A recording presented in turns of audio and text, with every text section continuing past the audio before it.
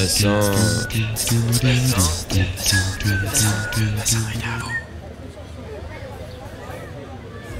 Bonjour Pascal, bonjour à tous. Bonjour Myriam, bonjour à tous. Merci d'être fidèles à cette émission. C'est le 5e numéro de votre émission estivale Le Bassin est à vous. Et comme vous pouvez sans doute le deviner, après le Cap Ferret, Gujan, La Teste et le Pilat, nous sommes aujourd'hui à Arcachon. Oui, et puis alors sur un spot magnifique, parce que on est juste en face du Cap Ferret et puis surtout il y a des magnifiques couchers de soleil puisqu'on est sur la terrasse du Bikini.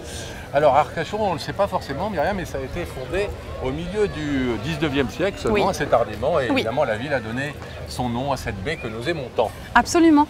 Et je ne sais pas si tu t'es rendu compte, mais depuis qu'on a démarré cette émission, eh bien, au Cap Ferret, il y avait 11 villages. Oui, c'est vrai. Et puis à Gujan, il y a 7 ports. Oui. À La Teste, il y a 3 communes en une, si on peut dire. Mais alors à Arcachon, il y a aussi plusieurs endroits, plusieurs quartiers. À Arcachon, en fait, il y a 4 quartiers. Alors on parle souvent de la ville d'hiver, la plus connue, avec des villas magnifiques. Mais il y a aussi la ville de printemps, qui est plus sur le quartier de l'Aiguillon et du port. Il y a la ville d'été, bien sûr, le centre-ville et le bord de plage. Et puis la ville d'automne, qui démarre à partir du parc Mauresque et qui est jusque-là, qui arrive jusqu'au Moulot. Arcachon, c'est Vivaldi toute l'année, les 4 saisons. C'est ça. Alors, beaucoup de surprises dans cette émission, je l'ai dit, dont une assez superbe. On est très content de l'avoir avec nous. C'est un peintre renommé ici, c'est Loulou Lalande, et il va nous faire le plaisir, Myriam, de réaliser une toile pendant la durée de l'émission. Et puis bon, on a toujours eu des personnages très importants sur Arcachon, tu sais. Vrai. Oui, on a eu l'impératrice Sissi, qui a eu ses appartements en bord de mer. Et puis il y a eu Alexandre Dumas qui a laissé une villa absolument magnifique à côté du parc Mauresque. Un autre peintre, Toulouse-Lautrec. Oui. Il n'y a pas que Loulou Lalande. Absolument. Gustave Eiffel qui a laissé des traces en faisant cet observatoire, ce belvédère. Et puis bien sûr les frères Pereire qui ont laissé leur nom à cette magnifique promenade où nous sommes aujourd'hui. Voilà, alors vous voyez, Arcachon, ville d'hier, mais aussi ville d'aujourd'hui, on va le découvrir tout au long de cette émission. Je vais te laisser aller à la rencontre de Loulou Lalande, pendant que moi, je salue celui qui nous accueille aujourd'hui ici. On a la chance d'être donc sur cette belle terrasse du Bikini. C'est Mathieu Benel. Bonjour Mathieu. Bonjour. Merci d'être notre hôte aujourd'hui. Un endroit que vous avez repris par créer une première affaire à Bordeaux. Pourquoi avoir eu envie de vous installer sur le bassin? Alors j'ai eu envie de revenir à la maison. Je suis né à Arcachon. Vous êtes un enfant du pays? Enfant du pays, ça fait 5 générations qu'on est sur Arcachon. Et quand j'étais à Bordeaux, j'étais expatrié à Bordeaux. Oui, il fallait un passeport et tout. Voilà. Il fallait passer la laïre. Permis de séjour. On n'était plus à la maison. C'était un enfer. Alors vous êtes revenu ici à Arcachon et le Bikini, cet endroit qui a été créé par un autre Loulou il y a quelques années. Pourquoi avoir eu envie de ce spot particulier, de ce spot magnifique? C'était un grand coup de chance. Il a eu envie de vendre au moment où je pouvais venir ici. Vous savez que la chance, souvent, ça se provoque et elle vient à ceux qui la méritent. C'est ça. Mais je pense qu'il a vendu sur un coup de tête et il a dû le regretter un peu après. Bon, alors vous en avez fait un endroit incontournable ici. Alors le spot est magique, c'est vrai, mais c'est aussi le résultat d'une alliance qui fonctionne bien entre un bar extrêmement fréquenté et puis un resto où les gens aiment bien aussi prendre le temps de s'attabler et de déguster. C'est facile de faire comme ça, de faire coïncider ces deux ambiances? Alors on y arrive assez bien par plusieurs choses. C'est qu'il n'y a pas beaucoup de musique, la musique n'est jamais forte. Donc c'est plus un endroit d'apéritif, un endroit pour se décontracter, pour profiter du coucher de soleil, du sunset. Et la partie bar et la partie restaurant est bien limitée entre les deux, donc les gens ne se mélangent pas. Je pense que c'est ça qui arrive. Donc ça vit bien. Ouais. Alors côté bar, c'est quoi le cocktail, le Bikini? Il y a quoi? Alors le Bikini, c'est un cocktail ce soir, avec modération bien sûr. C'est la crème de coco, de la fraise, c'est du jus d'orange pressé avec un peu de rhum pour le relever. Bon, ça donne envie. Et le plat préféré de Mathieu Benel dans sa carte? C'est la plumade de pata negra. Ah oui? Qui est un morceau de viande qui vient du cochon ibérique de pata negra et qui est fondant, c'est pas sec, c'est pas du porc, c'est à part. Bon, on va découvrir ça peut-être tout à l'heure, après l'émission. En tout cas, merci Mathieu, parce qu'on a bien de la chance, nous, d'être sur cette terrasse. Le coucher de soleil, c'est peut-être d'ici la fin de l'émission. Si on a un petit peu de chance, on verra comment le spot est magique et merveilleux. Je vais, moi, dire à Myriam que j'arrive à la table des invités, mais pour l'instant, Myriam, il faut que tu nous présentes Loulou Lalande. Bonjour Loulou. Bonjour Myriam. Alors on va faire un petit peu plus connaissance avec vous un petit peu plus tard dans l'émission, mais on avait envie de vous voir à l'œuvre en fait, parce que vous êtes un peintre très très connu. Alors là c'est une toile que vous venez de faire. Oui, c'est mon après-midi, j'ai arrêté le temps. D'accord, tenez votre micro. Oui, j'ai arrêté le temps et C'est un peu un Polaroid de mon après-midi et je viens de la finir. D'accord.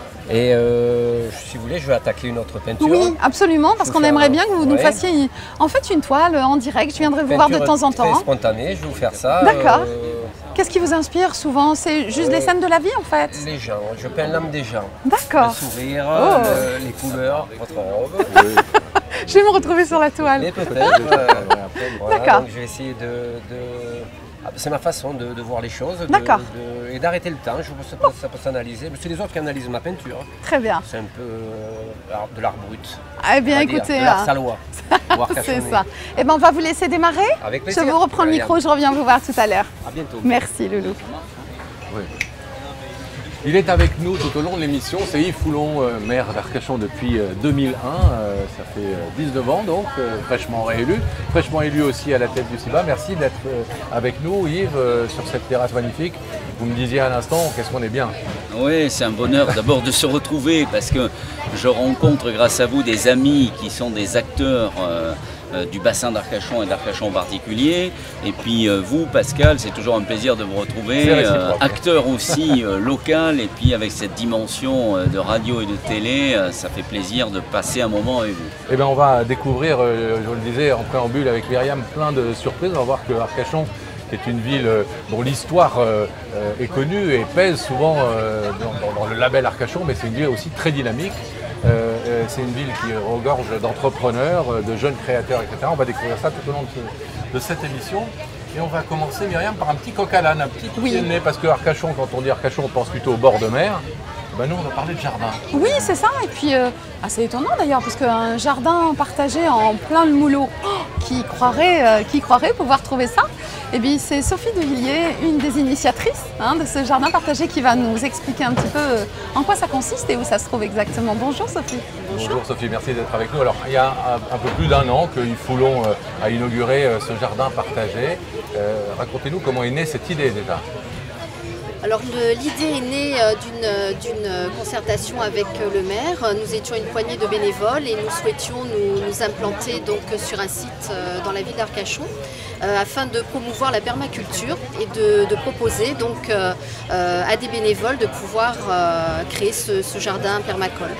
Donc Yves nous a présenté donc un terrain qui se trouve au bas-fond du Las, et donc sur 800 mètres carrés nous avons pu donc sortir du sable un merveilleux jardin, potager, fleuri, nourricier, où viennent donc une vingtaine de bénévoles maintenant œuvrer depuis pratiquement 2 ans. Alors ce sont des bénévoles qui s'en occupent, mais n'importe qui, moi si j'ai envie de venir travailler un peu un coin de terre comme ça, je peux venir. Alors vous pouvez venir évidemment. Alors il ne s'agit pas d'un coin de terre, chacun n'a pas une parcelle, c'est un vrai projet collaboratif, exactement, et collectif, où tout le monde y met du sien, venant d'horizons totalement différents. Et je pense qu'on vient chercher du bonheur dans ce jardin. On y vient travailler la terre, effectivement, de manière propre, mais on vient aussi chercher, je pense, du lien social et alors, du coup, cette récolte, en fait, tout ce qui sort de cette terre, ça va à qui? C'est géré comment? C'est partagé entre les bénévoles? Ça va à des associations? Comment ça se passe? Alors, c'est partagé avec les bénévoles qui travaillent donc ardument. Ensuite, on a également donc au niveau pédagogique un travail qui est réalisé avec les écoles d'Arcachon. Donc les enfants viennent travailler, viennent aussi récolter et peuvent emporter à la maison le fruit du travail sur ce jardin. En revanche, c'est vous qui fournissez tout le matériel, c'est-à-dire les pelles, les râteaux, les brouettes, je ne sais. Alors tout à fait, c'est grâce à la commune. Donc nous avons pu avoir du matériel pour lancer ce jardin. Et puis nous travaillons donc également en récupérant des déchets verts de la ville, également des plantes bisannuelles, donc rien n'est perdu dans la ville d'Arcachon. Ça sert donc à travailler de manière propre puisque nous n'avons plus du tout de produits phytosanitaires. D'accord. On est en plein, Yves, dans les valeurs du moment, et surtout post-Covid. C'est le partage d'expérience, c'est évidemment le circuit court, la production locale. Oui, on a été dans l'anticipation. Aujourd'hui, c'est devenu une réalité, même une réalité politique. On a vu le résultat des élections en France municipales. Ce sont des élections de terrain. Là, on parle de villes très précises. Et nous, on a voulu anticiper cela. On a partagé ça il y a déjà 2 ans. Et on ne soupçonne pas les ressources de la population. Parce que là, on parle d'un projet collectif, humain, de partage, utile et environnemental. Et tout ça, c'est fait par des bénévoles. C'est extraordinaire, hein, d'ailleurs, parce qu'il a suffi qu'on se mette d'accord sur une idée, qu'on la diffuse dans la population. On est la ville la plus âgée de France en sociologie, hein, donc ça, on est vraiment sur des personnes qui savent de quoi elles parlent. Elles ont un vécu réel, une expérience de la vie, et elles ont de suite mordu à l'hameçon. On a de multiples individus d'horizons divers. Hein. On va avoir un ancien préfet à la retraite qui a passé toute sa vie à réglementer, à organiser dans des sphères de pouvoir. On a des industriels qui ont agi, créé de l'économie, de la richesse pendant 40 ans de leur vie. On a une personne retraitée qui n'a pas quitté Arcachon, qui a toujours œuvré pour le bien commun ici, au travers du maritime notamment, parce que c'est quand même ça notre identité. Et là, on les voit en train de bêcher, de semer, de récolter, et ils en font profiter tout le monde. Parce que, évidemment, ils le consomment pour eux, mais ils ont de quoi s'acheter quelques légumes dans le commerce local, donc ils en font profiter aussi la population au sens large. Et puis ça continue aussi à créer du lien social entre toutes ces personnes. Ils sont heureux de le faire. Sophie, vous avez apporté un bocal de miel, puisqu'il y a aussi du miel qui est produit, vous avez mis des ruches dès le début, et alors ce miel par exemple il est vendu, comment ça se passe? On peut le goûter déjà? Oui, tout à fait. Vous nous expliquez, on va le goûter avec Myriam. Je te laisse, je laisse faire. Mais... Il est exploité comment ce miel? Alors, je le connais bien, c'est le miel d'Arcachon, merci. Nous avons donc implanté avec un apiculteur professionnel 5 ruches à côté du jardin et 5 autres ruches à un autre endroit d'Arcachon. En fait,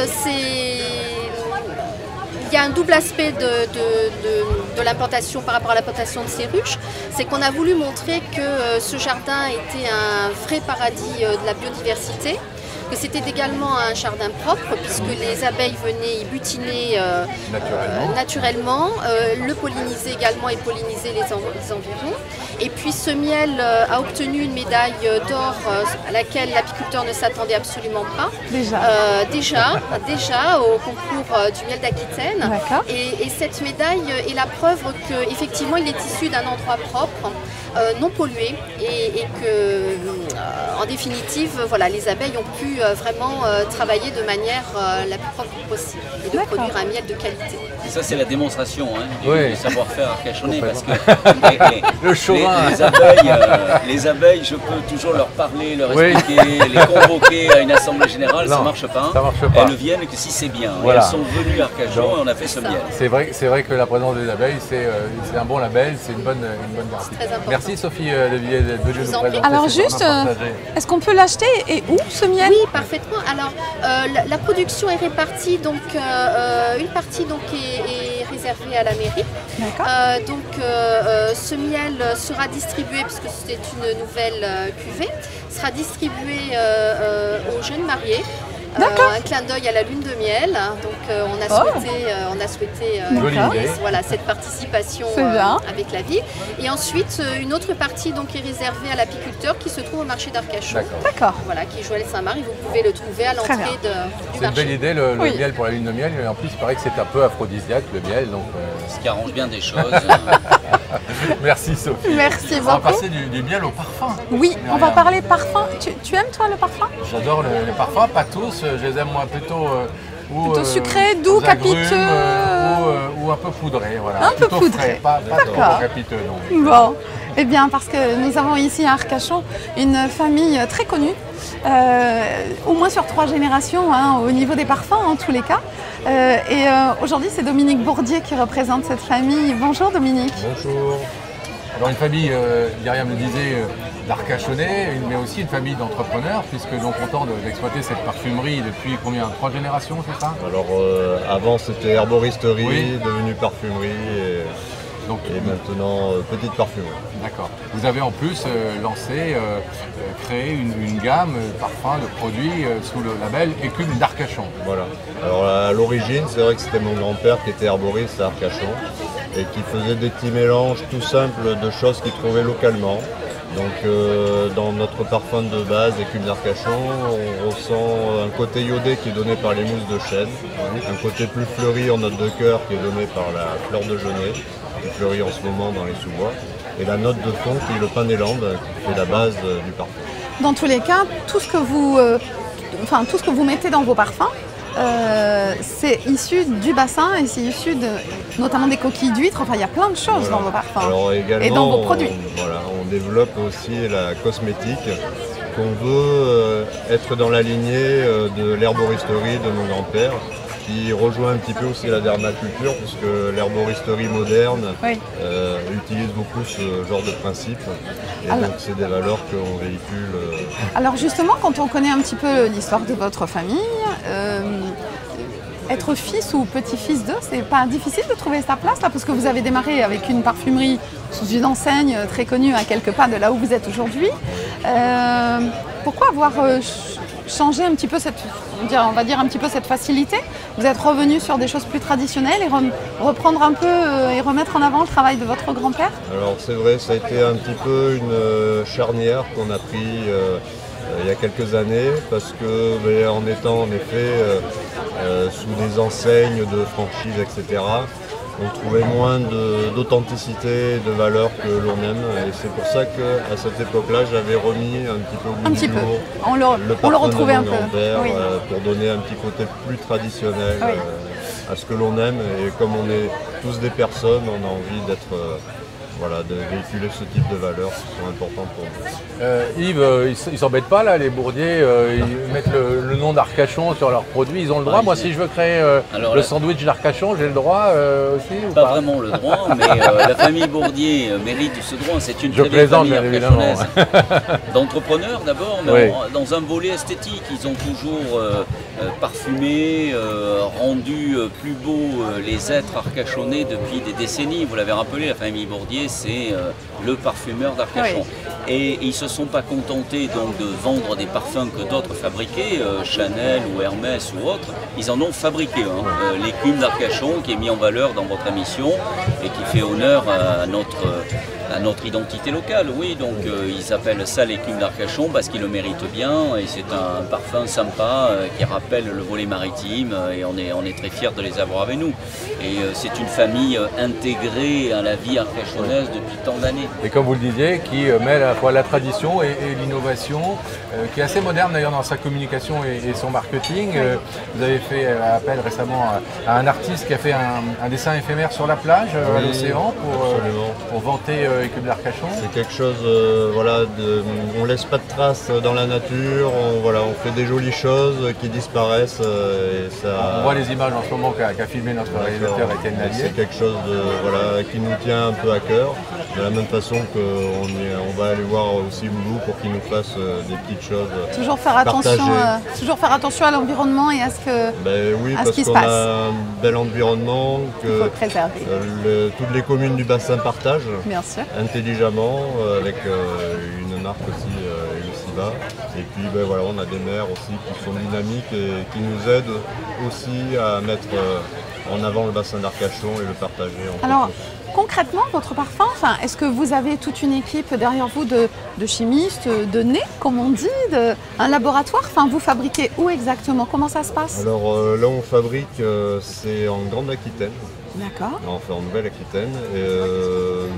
On n'a pas encore Avant on avait notre laboratoire évidemment ici, mais comme on se développe doucement et qu'on veut rester dans une structure familiale et conviviale, on a développé ça avec un laboratoire qui porte aussi nos valeurs. D'accord.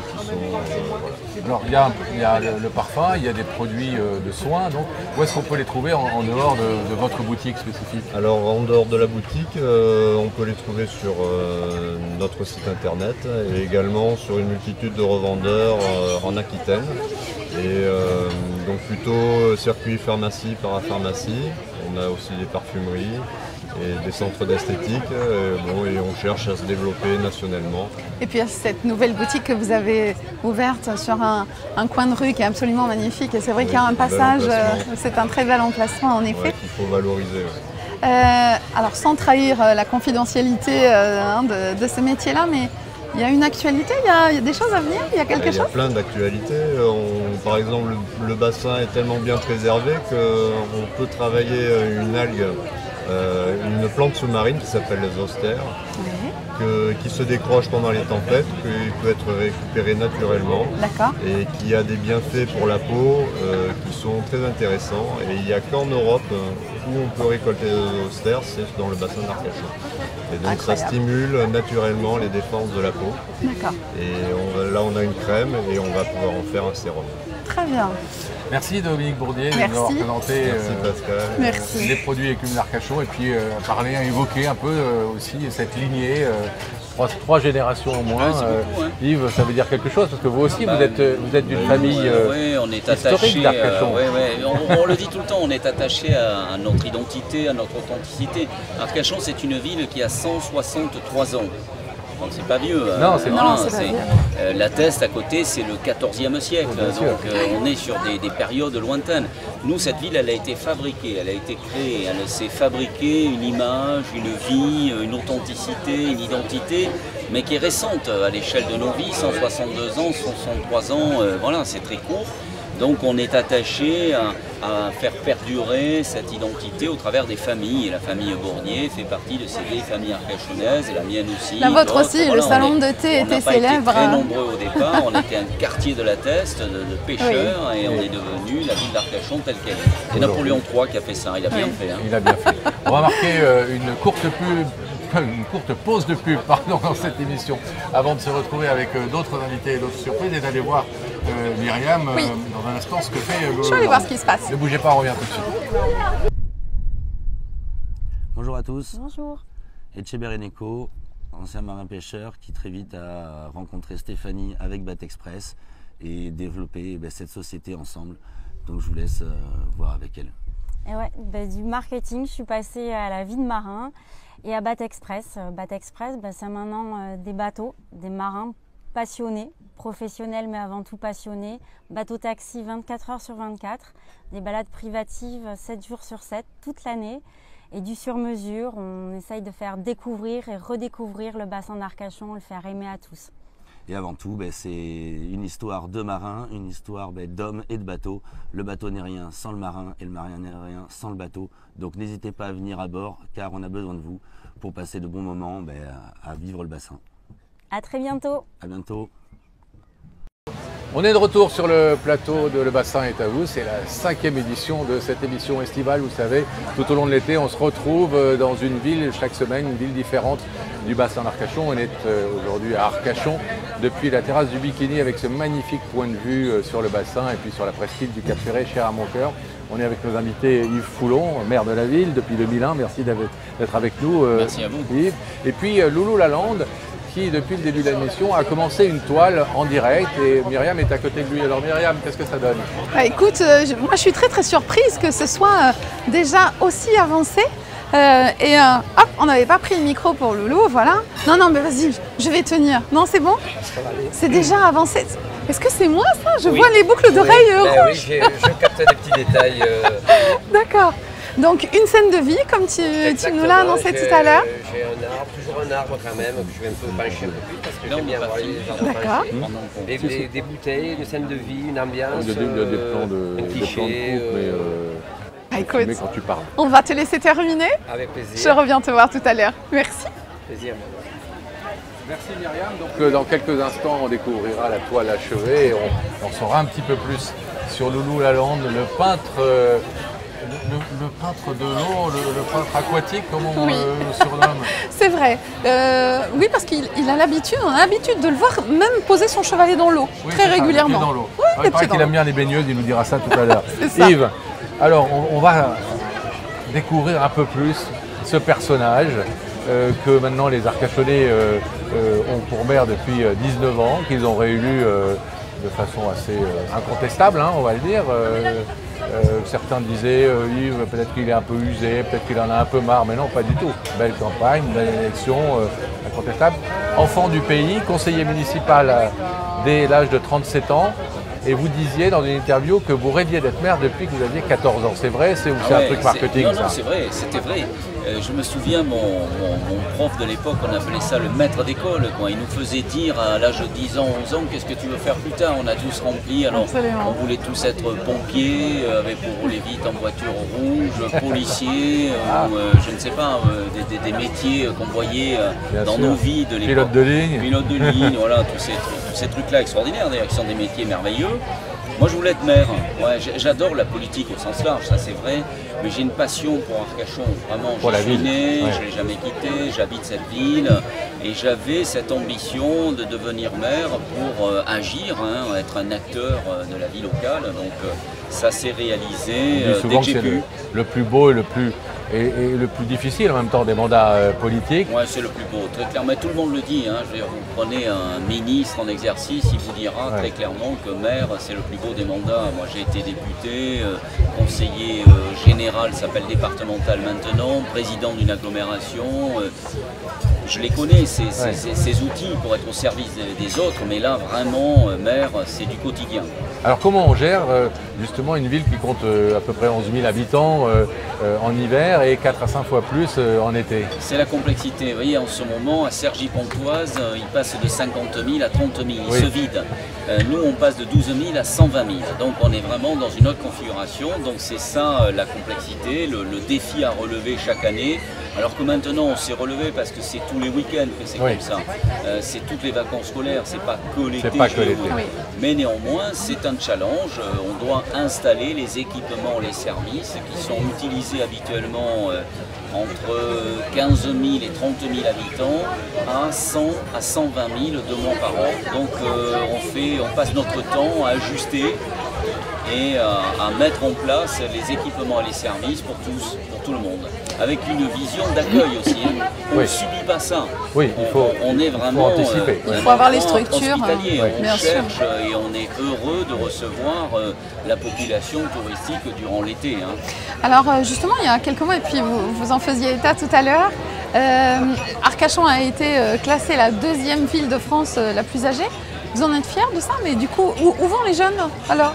C'est les villes d'eau, toutes les villes d'eau. Un coup c'est Biarritz, un coup c'est Deauville, un coup c'est Menton, un coup c'est Arcachon. Toutes les villes balnéaires, près du littoral, sur le littoral, font l'objet d'un attrait pour la population qui, partant à la retraite, a envie de se rapprocher de la mer. Et, ils n'ont pas trop envie d'aller à la montagne, pas trop envie d'aller à la campagne. Ils choisissent le bord de l'eau et toutes ces villes d'eau ont des populations un peu âgées. C'est une force.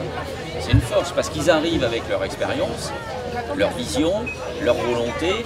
Ils ont du temps. Tout à l'heure, on évoquait le jardin partagé, mais il y a plein de sujets comme ça. On évoquera peut-être la culture tout à l'heure. Et ce sont des participants parce qu'ils ont du temps à passer et ils nous ont choisis. Parce qu'ils auraient pu aujourd'hui habiter Nice, Deauville, Menton, La Rochelle, Biarritz. Ils ont choisi Arcachon. Donc ça veut dire qu'ils nous ont appréciés, ils nous ont évalués, ils nous ont mesurés et ils ont acheté. Et c'est cher ici, donc ils ont fait une démarche affective. Et donc après, ils sont volontaires. On comprend bien Yves que le maire accueille avec grand plaisir cette population un peu âgée, mais les jeunes alors, est-ce qu'il en faut plus? Est-ce qu'ils ont leur place ici à Arcachon? Ils ont leur place, c'est notre enjeu. Notre enjeu, c'est effectivement, ça c'est un enjeu sociétal, un enjeu politique pour tous les maires du bassin d'Arcachon, c'est de retenir nos jeunes. On a à peu près, l'hôpital que je préside, la maternité, c'est 1000 naissances par an. Donc c'est beaucoup. Bon, on a une population jeune qui fait des enfants.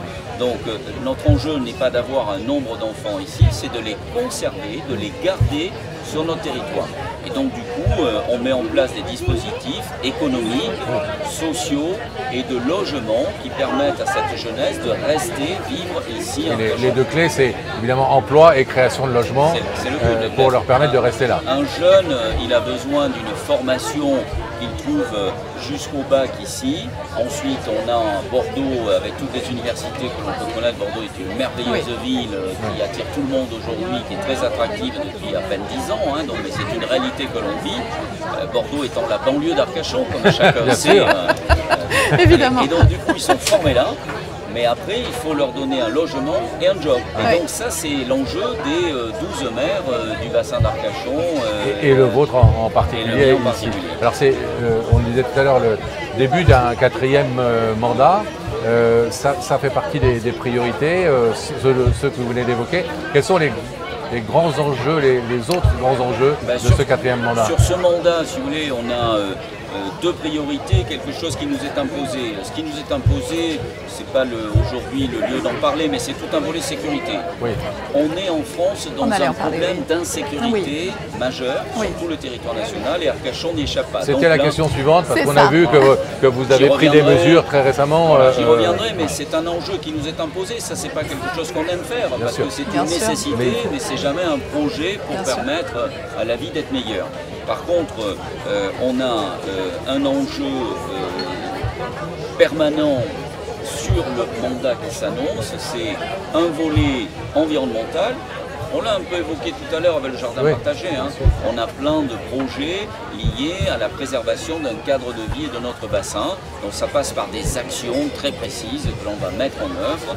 Et on a un enjeu économique majeur avec de la création d'espaces de vie comme on appelle le coworking, le co-living, la création de nouvelles entités de start-up qui viendraient dans le monde environnemental et le monde maritime. On va en découvrir une tout à l'heure. Et des richesses économiques et des richesses d'activité. Et derrière ces richesses économiques et d'activité, il y a de l'emploi. Donc on revient à la source. Maintenir des jeunes ici, ça passe par de l'emploi. Donc on est sur des créations d'outils très précis, très concrets, qui vont démarrer dès le 1er septembre 2020, avec des espaces de vie qui vont faire venir des entrepreneurs nouveaux qui vont s'installer à Arcachon.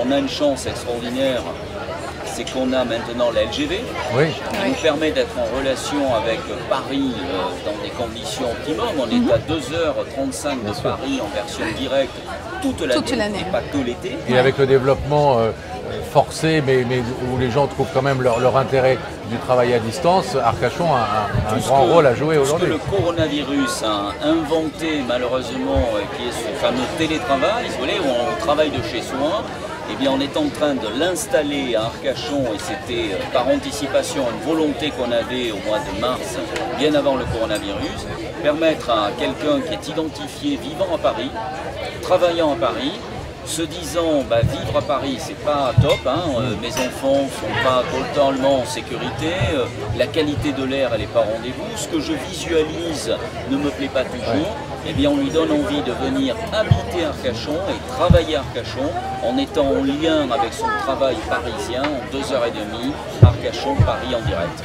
Alors vous avez été élu là tout fraîchement au niveau du CIBA, donc qui regroupe donc toutes les communes. Les priorités par rapport à ce mandat-là, ça va être quoi? Le CIBA, c'est l'outil qui permet d'atteindre toutes les ambitions du bassin d'Arcachon. C'est vraiment l'organe qui permet de le faire.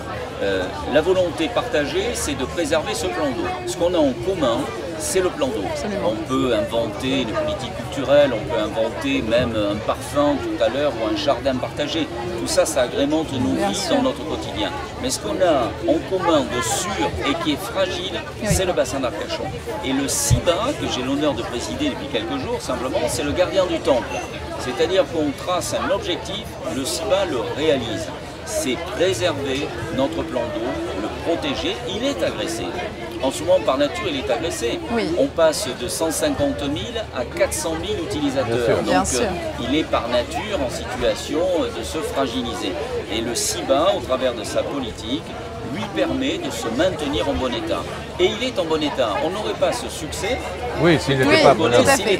Mais l'équilibre est fragile. Mais l'équilibre est fragile et il faut sans cesse, tous les jours, être à son chevet. Et c'est le CIBA qui le fait avec l'assainissement des eaux usées, le traitement maintenant des eaux pluviales. C'est nouveau, ça date d'un an. Tout ce qui tombe du ciel, eh bien, on doit le collecter, le traiter avant de le rejeter. Donc on est sur des sujets qui sont passionnants, mais qui sont identitaires, patrimoniaux. On doit respecter notre bassin d'Arcachon et le CIBA est l'outil pour le faire. Et il y a aussi au sein du CIBA la communication et le développement touristique du bassin d'Arcachon avec cette marque BA. Est-ce qu'elle est efficace cette marque? Oui, c'est efficace et puis c'était indispensable de la créer. Le CIBA précédemment, il y a maintenant 3 ans, a bien fait de créer cette marque qu'on appelle BA, bassin d'Arcachon. Il fallait qu'on soit reconnu, il fallait qu'on soit identifié. Donc cette marque, c'est un véhicule, mais c'est aussi un outil qui nous permet de faire adhérer notre population locale à une ambition collective. C'est pour ça qu'on a à peu près 750 partenaires qui ont été recrutés, identifiés comme étant des partenaires du bassin d'Arcachon et qui se sont inscrits comme adhérents de cette marque du CIBA qui s'appelle le BA. Parce qu'il faut véhiculer cette image, il faut qu'on ait des ambassadeurs. Il ne faut pas que ce soit que moi qui m'exprime au nom de l'ensemble du bassin. Il faut que chaque personne qui est amoureuse du bassin d'Arcachon soit un ambassadeur du bassin d'Arcachon. Donc le CIBA protège, le CIBA fait en sorte que le bassin soit en bon état, qu'il soit préservé, et ensuite il en fait sa promotion au travers de sa marque qui est B1, Bassin d'Arcachon. Donc la boucle est bouclée, c'est le CIBA qui organise la vie du quotidien sur le plan économique, identitaire et patrimonial. Alors, on va revenir un peu à Arcachon parce que vous parliez effectivement de cet afflux de population estivale, touristique. On a remarqué un peu partout autour du bassin d'Arcachon cet été une augmentation assez sensible des incivilités. Vous avez annoncé une série de mesures tout récemment. Est-ce qu'elles peuvent être efficaces vraiment ces mesures? Est-ce qu'il y a moyen de lutter contre ce développement des dégradations, des comportements non civiques, etc. Il faut qu'elles le soient efficaces ces mesures. En fait on est confronté à deux choses, mais c'est pas que Arcachon, c'est partout en France. Oui, bien sûr. On le vit, on le ressent depuis le 1er juillet en résumé, de façon très concrète. C'est un volume de population plus important que d'habitude. Donc ça génère des difficultés. Quand on est très nombreux dans une maison, eh bien, on vit moins bien que si on est moins nombreux. Donc c'est une réalité. Et deuxièmement, notre pays a laissé s'installer ce qu'on appelle les incivilités, qui en fait sont des comportements qui ne plaisent pas, mais que moi j'appelle des infractions. Oui. C'est-à-dire une incivilité traditionnelle, c'est jeter son mégot sur le sable, c'est pas un mauvais comportement, c'est une infraction qui doit être sanctionnée. Le fait de se promener dans les rues d'Arcachon torse nu, quelle que soit sa morphologie d'ailleurs, parce qu'on aime les belles personnes à Arcachon, mais il y a des endroits où on se montre et des endroits où on ne se montre pas. L'espace public, c'est pas un endroit où on doit se montrer torse nu. C'est pas un mauvais comportement au sens social du terme, c'est une infraction qui doit être sanctionnée. Donc du coup, voilà deux exemples sur lesquels je me suis appuyé pour mettre en place une politique sécuritaire nouvelle avec l'instruction que j'ai donnée à la police municipale en relation avec la police nationale de sanctionner ce que chacun appelle une incivilité que moi je considère comme des infractions. Il y en a plein d'autres que l'on peut évoquer. Jeter un papier gras après avoir mangé une gaufre sur la voie publique, c'est mal se comporter. Oui. On dit les malpolis. Non.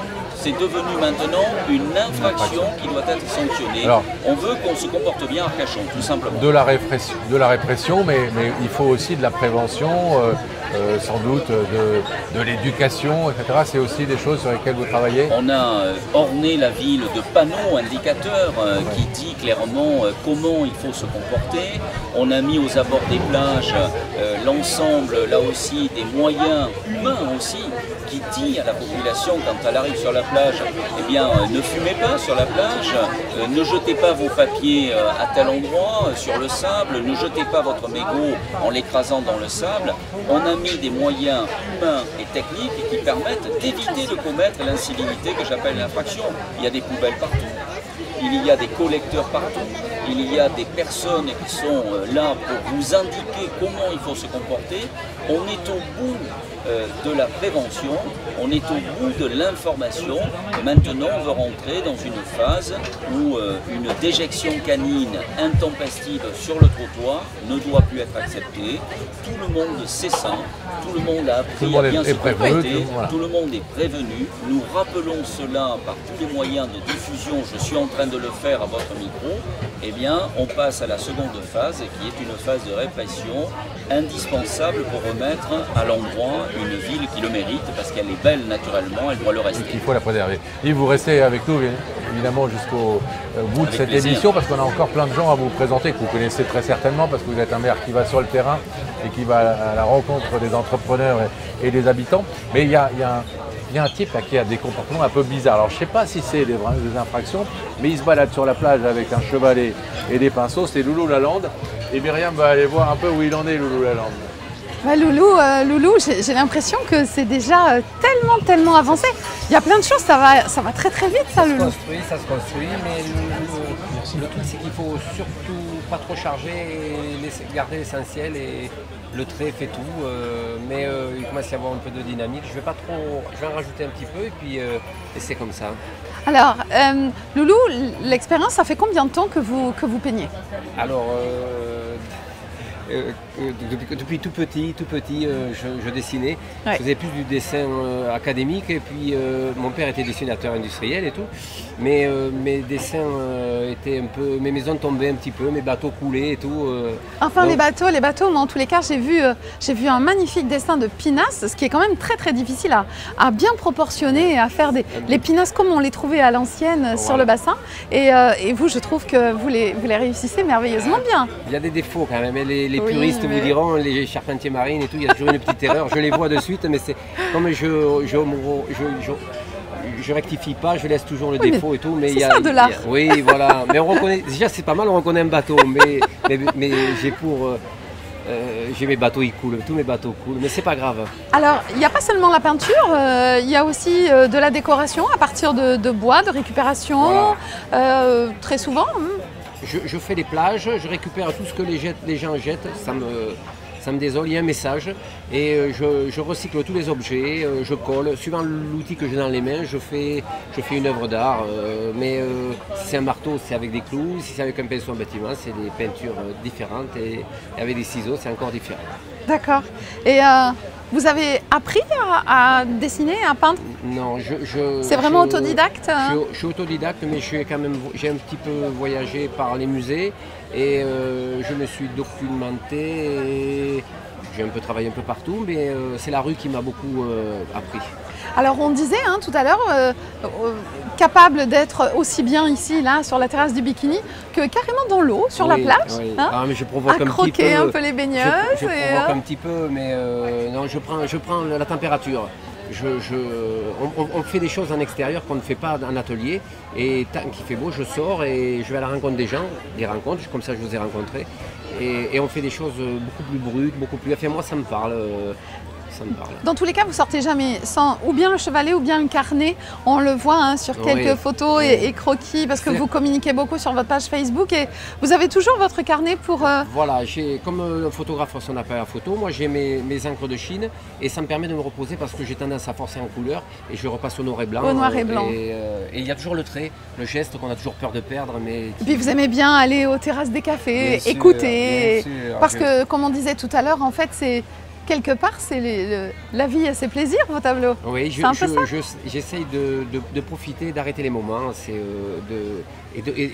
ma façon de communiquer. Donc je vais à la rencontre des gens et j'écoute. Je suis très curieux et puis il ne me faut pas beaucoup. Et puis en fin de compte, c'est un peu comme le début d'une histoire et vous faites la fin. C'est ça, c'est un peu ça.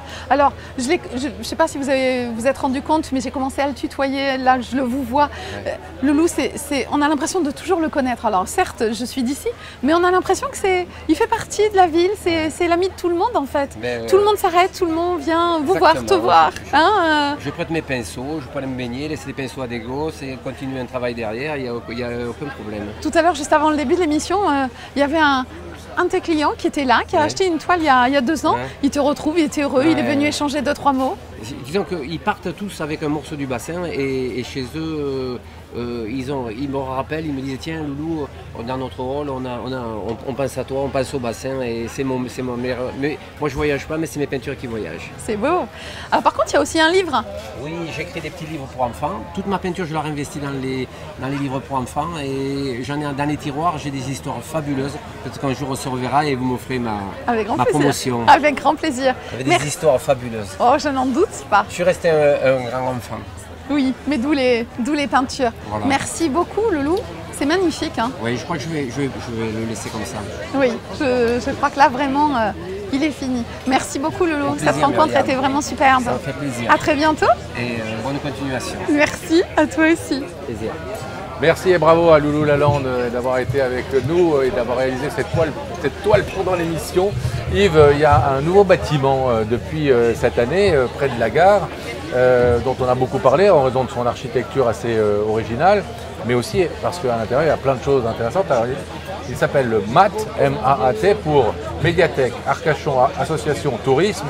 Ça fait à peu près 4000 m². Et à l'intérieur, il y a une médiathèque, une bibliothèque, il y a une maison de quartier du centre-ville, un auditorium de 200 places. Et puis, ce qui nous a particulièrement intéressé en préparant cette émission avec Myriam, c'est ce musée numérique. Et on a avec nous Benoît Dissot pour en parler. Benoît, vous êtes responsable de la programmation culturelle d'Arcachon. Alors, racontez-nous, quelle est la base de cette idée du musée numérique? C'est une volonté municipale d'installer cette microfolie à l'intérieur du bâtiment. C'est un partenariat avec le parc de la Villette qui a lancé l'opération il y a quelques années. Et l'opération, c'est 1000 microfolies dans toute la France. Et la ville d'Arcachon, grâce au MAT et la volonté politique d'installer cette microfolie dans cet établissement, c'est une très bonne idée. Et d'ailleurs, malheureusement, ça a été un petit peu interrompu avec le Covid et voilà, le confinement.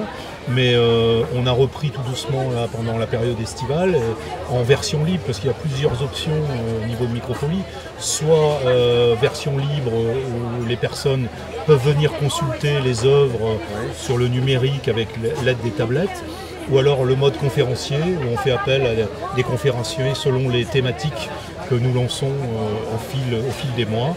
Et l'opération est renouvelée chaque mois. En fait. On ouvre Microfolie 4 jours chaque mois depuis l'ouverture. En fait. Alors justement, quel est le plus en fait entre ce que tout un chacun peut trouver sur Internet, voilà, chez soi, et ce qui est proposé dans ce programme-là, Microfolie? Alors certes, on peut voir plein de toiles qui sont les découvrir en tous les cas au musée du Louvre, au château de Versailles, enfin sur de nombreux endroits, mais quelle est la différence justement avec ce qu'on peut trouver tout seul sur nos tablettes ou sur nos ordinateurs?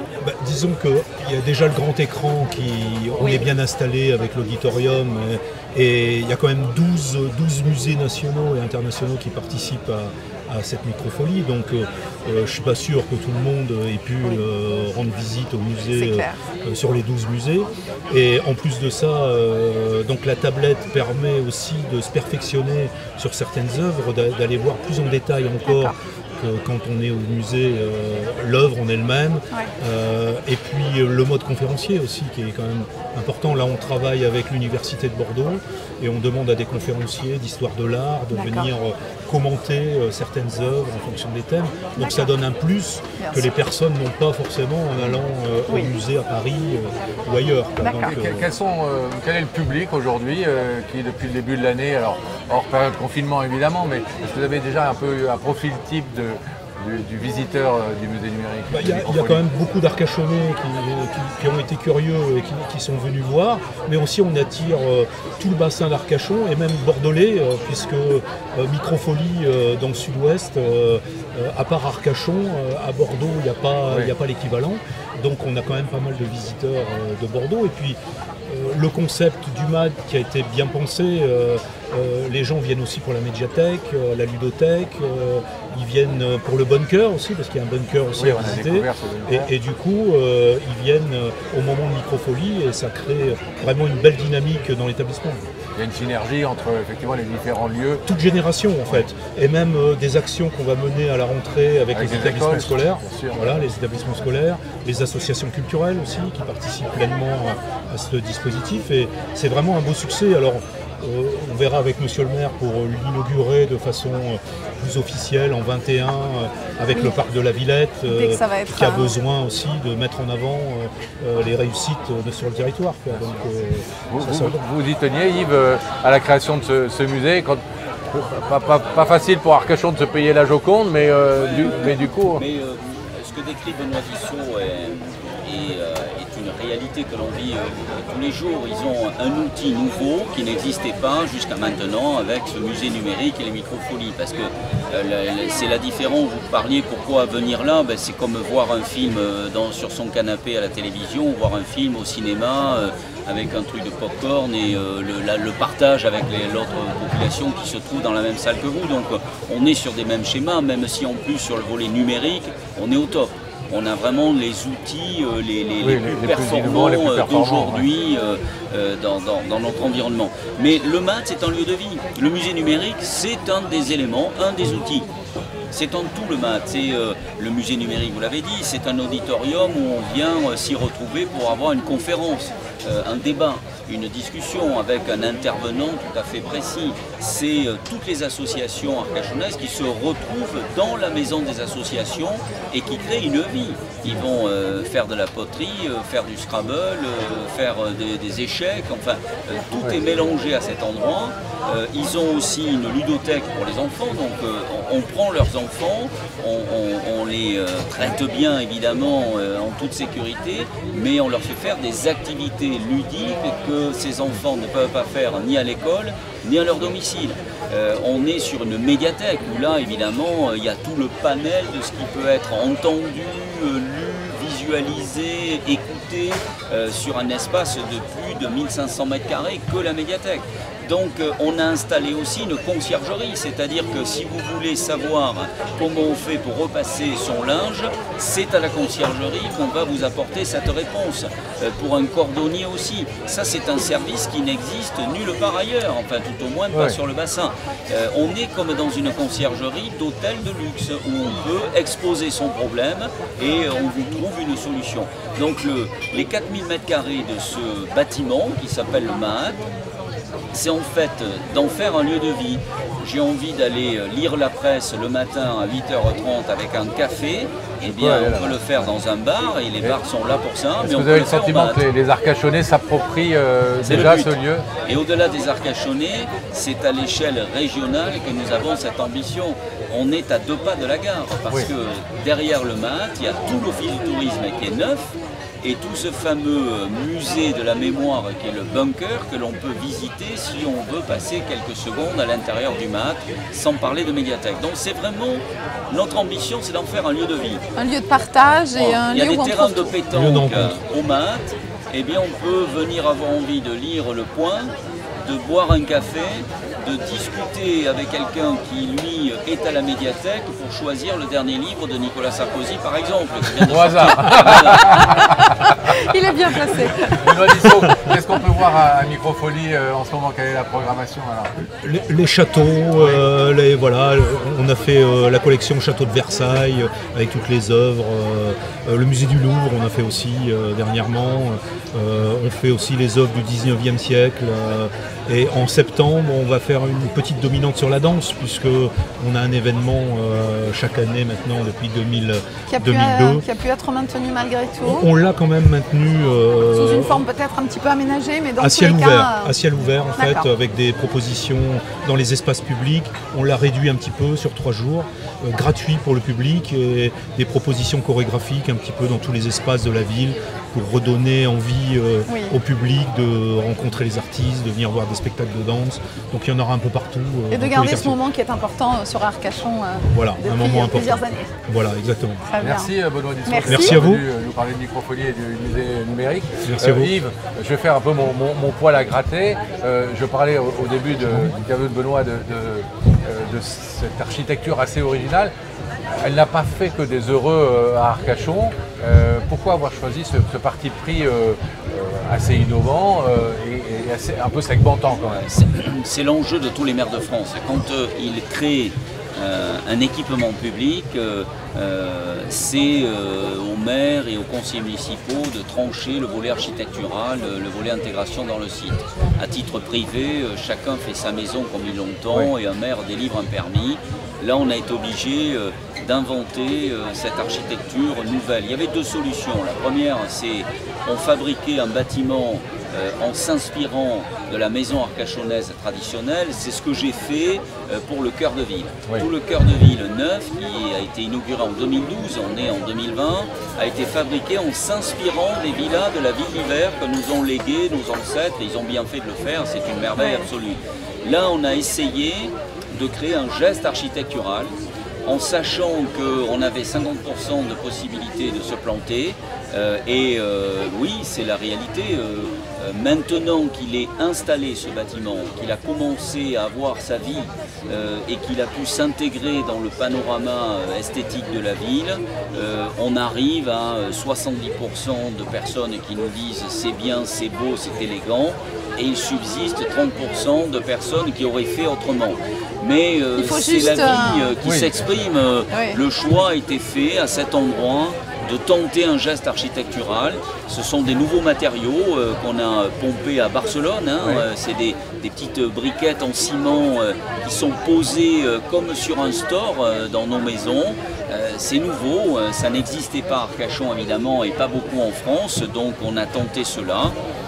On pense maintenant qu'il fait sa vie naturellement, qu'il s'intègre de mieux en mieux. Nous, on en est fiers puisqu'on l'a choisi.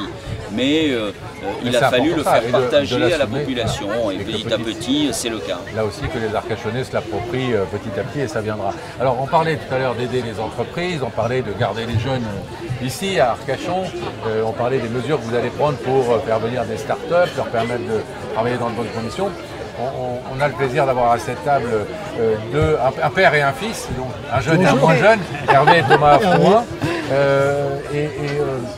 Ce qui m'a intéressé, ce qui nous a intéressé avec Myriam, c'est que moi qui aime beaucoup le bateau, aujourd'hui si je me promène sur le port d'Arcachon, je peux voir un bateau qui se promène dans le port et qui fait aucun bruit.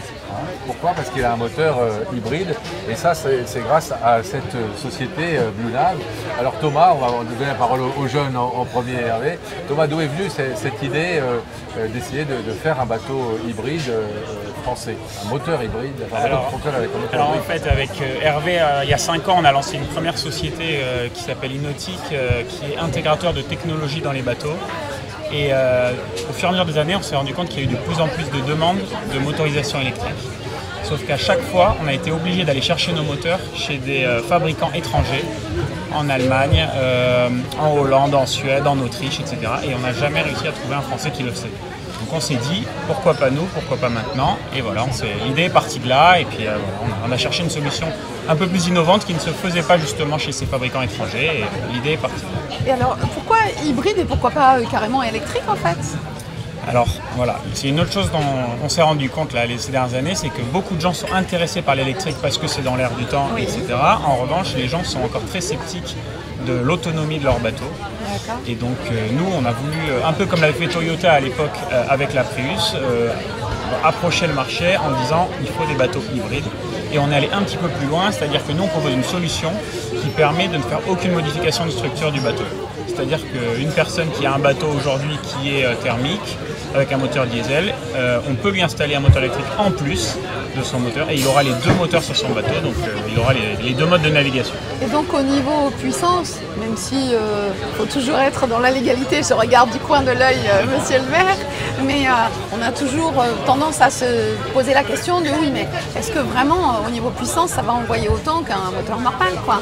Alors la puissance c'est pas vraiment un problème, en fait on peut envoyer autant avec un moteur électrique, le sujet c'est plus les batteries, c'est-à-dire que pour avoir un peu d'autonomie, il faut beaucoup de batteries. Et donc nous notre approche c'est de dire on va utiliser pour l'instant les moteurs électriques pour naviguer à basse vitesse, c'est-à-dire quand on sort du port, quand on va se balader le long de l'île aux oiseaux, je parle pour Arcachon, mais sur les côtes françaises il y a plein de zones de navigation, ou alors lorsqu'on veut faire en mode balade. Et en fait on s'est rendu compte que les gens qui ont navigué sur un bateau électrique, donc du coup à vitesse un peu plus réduite, ont pris goût à cette navigation, alors sans vibration, sans bruit, sans odeur, et du coup ils veulent plus trop passer au mode thermique. En fait, ils veulent plus forcément aller vite parce que quand on va vite, c'est vraiment, on se rend compte que c'est pour aller d'un point A à un point B et qu'on va vite parce qu'on ne communique pas et on est pressé d'arriver pour profiter du moment.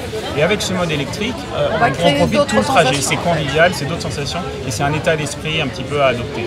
Hervé, est-ce que comme sur les voitures hybrides, le thermique recharge l'électrique quand on utilise le moteur diesel? Est-ce qu'il recharge l'électrique? Alors, le comportement d'un bateau est extrêmement différent de celui d'une voiture. Une voiture, on passe son temps à accélérer, ralentir, accélérer, ralentir. Et donc on a des tas de moments où on peut recharger.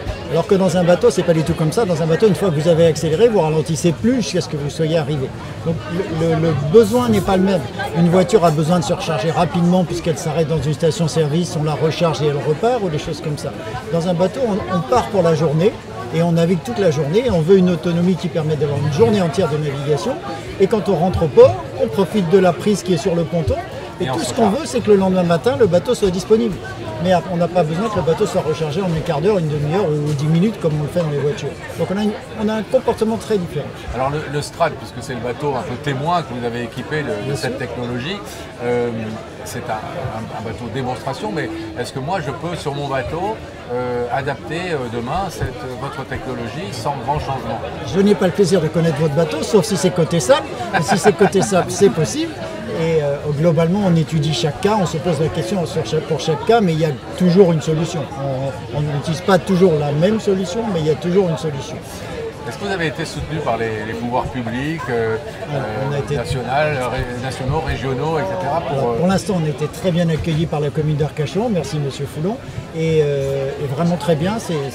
Ça m'a fait plaisir en tant qu'Arcachonnais, si vous voulez. J'aime l'entreprise, j'aime l'économie, et ça m'a fait plaisir qu'on soit bien accueillis par Arcachon. Et la région nous soutient aussi, et on espère qu'on va obtenir le soutien de BPI dans pas trop longtemps.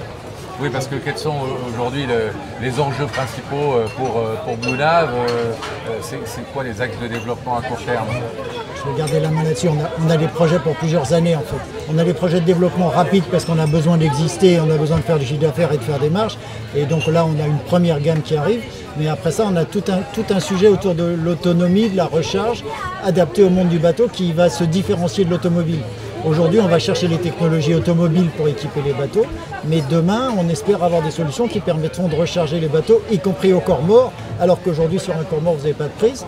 Et on a un gros sujet, on essaye de faire un consortium avec des entreprises étrangères pour se faire financer par l'Europe autour d'un projet de recharge au corps mort. Ça, c'est vous qui le gérez, la partie recherche et développement? Oui, ça c'est mon sujet.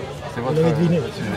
Yves Foulon, ça donne envie d'aider ce type d'entreprise arcachonnaise en plus innovante? Oui, c'est ce qu'on fait parce que honnêtement, il parle d'avenir tout simplement. Oui. Tout le monde est pour l'électrique, hein, en voiture, en bateau, bientôt en avion, certainement, on n'y échappera pas. Et tant mieux parce que l'électrique pollue moins que le thermique, tout le monde est d'accord pour dire ça. Après, il faut avoir des managers, des inventeurs, des techniciens, des financeurs qui démontrent que c'est possible de mener la même vie en passant l'électrique. Et c'est ce qu'ils ont fait au travers de la navigation maritime. Parce que on est, nous, sur un bassin qu'il faut protéger, donc le thermique est présent, mais le mode de vie électrique tel qu'il est proposé par cette belle entreprise permet de savoir que si vous avez une pinasse ou un voilier, vous êtes dans les mêmes conditions que l'électrique. Donc ça vaut le coup de le tenter.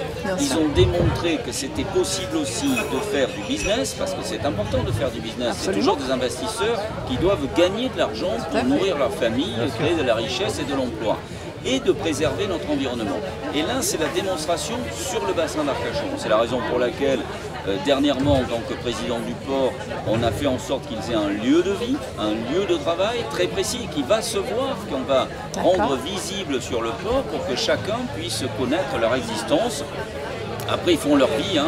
Moi, je ne suis pas dans le monde de l'entreprise, je suis dans le monde des élus. Je dois donner des capacités, exprimer des volontés. Oui, et cette belle entreprise démontre que l'on peut naviguer sur le bassin dans les mêmes conditions qu'un voilier ou qu'une pinasse, qui est le bateau ancestral du bassin, c'est-à-dire entre 5 et 10 nœuds, voilà, la louche. Hein, voilà, de toute façon, c'est autorisé jusqu'à 20 nœuds maximum sur le bassin. Donc, on n'est pas là pour faire de la vitesse, on est là pour passer du bon temps sur le bassin.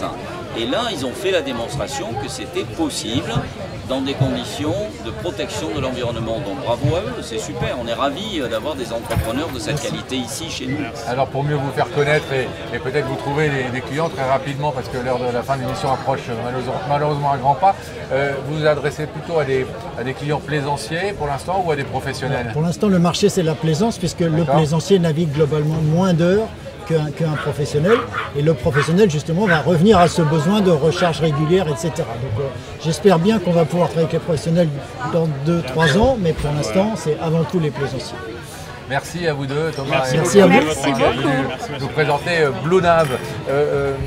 Justement, moi, ça me fait me poser la question, Yves, quand on est à mer d'Arcachon sur ce bassin, on a évidemment tendance à regarder le développement économique sur l'axe du tourisme et sur l'axe peut-être du nautisme. Est-ce qu'il y a aujourd'hui dans votre idée, dans vos projets, d'autres axes de développement économique pour la ville ? C'est tout ce qui relève de la start-up sur le monde de l'environnement. Voilà, on a la démonstration là, on essaie de trouver des entreprises qui vont développer de nouvelles idées dans la santé et l'environnement. Voilà quelles sont nos cibles. Le tourisme, on sait faire. On veut un tourisme qualitatif et pas quantitatif, donc on veut tirer vers le haut la population qui vient nous visiter grâce à des établissements de qualité qu'on a sur l'ensemble du bassin. On est dans cette idée, cette volonté, mais ça, même si on ne faisait pas grand-chose, on aurait toujours ce succès parce que le bassin est beau, nos villes sont belles, qu'on a un cadre de vie merveilleux et que chacun veut le fréquenter. Donc à nous de le réguler. Par contre, il faut que l'on axe notre recherche industrielle, au bon sens du terme, sur la santé, sur l'environnement. Et pour ça, on va installer des lieux de vie nouveaux qui s'appellent les espaces de coworking, où on va recruter des jeunes entrepreneurs, des jeunes pousses qui vont avoir envie de travailler à Arcachon sur le bassin parce que c'est beau, mais qui vont nous inventer de nouveaux modes de vie qui rapportent de l'argent à ceux qui les portent financièrement, qui créent de l'emploi et de la richesse et qui préservent notre image. Voilà, donc c'est un enjeu d'aujourd'hui que l'on peut mettre en œuvre. Santé, numérique, environnemental, voilà un peu les trois sujets qu'on a sur le métier. Sur le métier pour le prochain mandat. Alors on va revenir à un secteur extrêmement traditionnel, c'est la coiffure. Vous avez remarqué que Myriam était très bien coiffée, enfin elle l'est toujours, mais aujourd'hui... Particulièrement aujourd'hui. Elle est allée rendre visite à Étienne Frosil ce matin. Tout à fait. Étienne qui est un jeune coiffeur, parce qu'il a tout juste 24 ans, mais qui est déjà installé, qui a déjà son salon là depuis très peu de temps à l'hôtel Villa-la-Martine en plein centre-ville d'Arcachon. Bonjour Étienne. Bonjour Myriam. Bonjour, alors, Pascal, bonjour à tous. Tout jeune, un métier très traditionnel, mais on va le voir, vous essayez de le faire de façon là aussi assez innovante et très actuelle, avec des thématiques qui vont plaire à Yves Foulon. Mais pourquoi vouloir voler de ses propres ailes quand on est, il y a encore quelques mois, au chaud dans un bel hôtel 5 étoiles, pas loin d'ici, dans un salon de coiffure renommé, où on aurait pu rester tranquille et confortable. Pourquoi cette envie d'entreprendre et de prendre des risques comme ça? Entreprendre, je considère que ça a toujours été un rêve pour moi. Et puis entreprendre, c'est la vie. C'est quand on en a envie, il faut le faire. Quand on le ressent, il faut le faire. Et j'ai la chance d'avoir pu le faire jeune. Et c'est sans regret aujourd'hui, pour l'instant. C'est surtout peut-être aussi une histoire de rencontre qui s'est faite. Oui, et une question de feeling par rapport au lieu aussi, c'est ça? Un feeling avec ce lieu que j'affectionne particulièrement, qui est dans un cadre assez exceptionnel, puisque j'ai la chance d'être en fond de cours dans un hôtel. Il y a une ambiance particulière dans ce lieu, effectivement. Et c'était ce moment, c'était cet endroit, c'était cet instant, les rencontres de la vie qui font que... Alors je disais, vous innovez dans ce métier très traditionnel qu'est la coiffure, notamment par les produits que vous utilisez. Dites-nous un peu plus là-dessus. On est dans une démarche, aujourd'hui on parle beaucoup de l'écologie qui est quand même importante pour nous tous. Et justement j'ai choisi de travailler avec des marques qui inventent, qui réfléchissent à demain.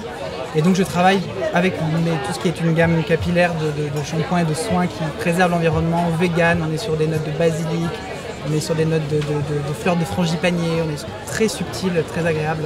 Et on est dans un développement et durable, et pour la cliente, et pour le coiffeur, et ça c'est quelque chose d'important. Produits non testés sur les animaux? Non testés sur les animaux, sans sulfate, sans silicone.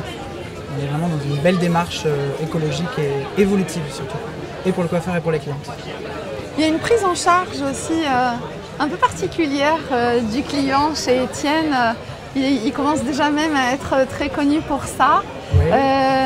Parce que souvent on se dit, mais est-ce qu'il est plutôt coloriste? Est-ce qu'il est plutôt visagiste? Est-ce que vous, Étienne, vous prenez la personne dans sa globalité, mais avec une importance un petit peu particulière? Et oui, j'ai la chance aujourd'hui de pouvoir recevoir mes clientes sur mesure, parce que c'est ce que je voulais recevoir ma cliente, parce qu'aujourd'hui il y a quelque chose qui se passe, c'est que le seul dans notre vie de tous les jours, on continue à avoir le contrôle sur nos émotions, sur la façon dont on va vivre notre journée, sur les relations qu'on a avec les autres.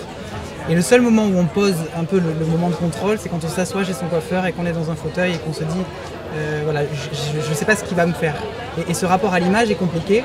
Et j'essaie d'amener ça avec beaucoup de bienveillance et d'encadrer ce moment en écoutant la cliente, en m'asseyant à sa hauteur, en étant vraiment dans une démarche d'écoute et de partage surtout, parce que ça c'est très important de partager. C'est le petit coiffeur. C'est important aujourd'hui de partager ça et d'être dans cette démarche-là. J'englobe le moment et j'ai la chance de pouvoir le faire au salon. Dans tous les cas, il y a eu une expérience quand même avant qui est importante, puisque comme on le disait tout à l'heure, dans un 5 étoiles et avoir été dans des palaces et à Paris, ça a permis aussi de construire un peu plus votre identité et votre savoir-faire. Mais est-ce que vous n'avez pas peur, en étant déjà installé si jeune, de rentrer dans un petit train-train quotidien et de s'arrêter là et de... Ça y est, vous êtes installé et c'est à vie pour 30 ans? Il n'y a pas de train-train, il n'y a que des projets, il n'y a que des envies, il n'y a que des projets à plusieurs années. Il n'y a pas de train-train, ça n'existe pas. Et puis j'ai la chance d'avoir une clientèle extraordinaire qui me suit, avec qui je partage énormément de moments. Je vis vraiment mon métier comme un partage et j'essaie d'apporter cette touche supplémentaire à la vie de mes clients et de mes clientes d'ailleurs. Et puis c'est important pour moi. Et puis au-delà de ça, d'accompagner, quand on a une clientèle qui avance dans l'âge, d'englober ce moment, parce que c'est pas facile aussi de se voir vieillir, de se voir avancer. Et le coiffeur aussi est là pour venir englober, encadrer, en donnant confiance et en partageant des bonnes énergies avec tous les gens qui reçoivent. Et c'est comme ça que je conçois mon métier et que je le vis aujourd'hui.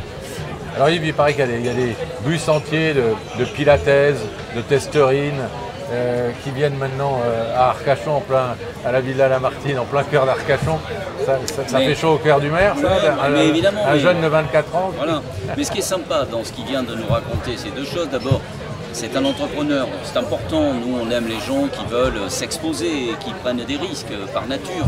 Le métier d'entrepreneur, quelle que soit l'activité, c'est prendre un risque, s'exposer dans la vie professionnelle. Donc, il le fait, il a 24 ans, il a raison de se lancer. Mais c'est surtout qu'il raconte une histoire. Au travers d'un métier que tout le monde connaît depuis la nuit des temps, il raconte une histoire et il prend en charge un individu, homme ou femme. C'est fabuleux parce que, en plus, c'est important. Quand on rentre chez un coiffeur, on ne sait pas comment on va ressortir. On lui confie ce qu'on a souvent de plus précieux, un visage. Et derrière ce visage, c'est une histoire qu'on veut raconter aussi à ceux qui nous regardent. Et donc, le coiffeur est éminemment important. Donc, moi, j'engage tout le monde à aller le voir parce que ça vaut le coup. Il vous prend en charge, il vous donne du plaisir et vous rentrez... vous sortez différent de comment vous êtes rentré. Donc c'est tant mieux, c'est bien, c'est une belle nouvelle. Faites attention parce que si monsieur le maire vient vous voir un jour au salon et qu'il ressort pas exactement... Dans tous les cas, il y a un service aussi, monsieur le maire, qui est important sur Arcachon, qui encadre les commerçants. Il faut en parler parce que c'est un service qui existe depuis une petite année et qui vient aussi en aide au niveau communication pour tous les commerçants de la ville d'Arcachon. C'est l'OCA, l'Office du commerce et de l'artisanat, commerce et artisan, commerçant, artisan. Le coiffeur, il est plus artisan juridiquement que commerçant et quelqu'un dans le prêt-à-porter est commerçant. En fait, il y a une fragilité de nos commerces de ville. On le sait, partout en France, il y a des centres commerciaux qui se sont installés en périphérie de chaque ville. Il y a l'achat numérique aujourd'hui sur Internet, on le sait tous, Amazon, Cdiscount, tout ce qu'on veut. Donc il y a une fragilité qui s'est créée dans nos commerces locaux. Et les commerces locaux, leur simple vitrine, c'est une animation visuelle pour nos villes. Donc on y tient, au-delà de leur action économique, ils sont indispensables à la vie de ville. Donc on a créé l'Office du commerce et l'artisanat pour les accompagner, les aider, les rendre moins fragiles, parler d'eux, les promotionner et faire en sorte qu'ils aient une vie pérenne dans nos centres-villes. Donc l'OCA avec Lucie Pinchot qui le gère et qui le fait bien. On est au service de notre tissu commercial et artisanal local. Le dialogue avec ces entrepreneurs, avec ces artisans, avec ces créateurs. Étienne, donc on sait qu'on peut vous retrouver à l'hôtel Villa Lamartine. Tout à fait. C'est au fond. Au fond de l'hôtel, sur la droite. Dans le cadre. Dans un cadre sur la verdure. Magnifique, absolument, je vous invite à le découvrir. Merci d'avoir été avec nous ce soir. Beaucoup. C'est le moment de clôturer cette émission. On va remercier Yves Foulon d'avoir été avec nous. Merci beaucoup. On a essayé de faire découvrir quelques aspects très différents qui montrent que Arcachon est une ville dynamique, même si c'est une ville avec une population âgée. Il y a des gens qui entreprennent, il y a des gens qui bougent et vous essayez évidemment, on l'a compris, de les aider et de les encadrer. Merci donc à Étienne, merci à Mathieu de nous avoir reçus ici au Bikini sur cette terrasse avec le coucher de soleil. Le pauvre Mathieu, il a le soleil dans les yeux. Mais au moins ça prouve qu'il est là, le coucher de soleil. Il paraît qu'il disait à vous l'envie. Voilà, on était sur la terrasse du Bikini et la semaine prochaine on sera à Andernos. On sera à Andernos, oui, on repart un petit peu de l'autre côté. Voilà. Hein, on est resté un grand moment ici. On sera à Andernos, oui, avec Jean-Yves Brossard. Très bonne semaine. Merci. Et à la semaine prochaine. À la semaine prochaine, au revoir. Le bassin.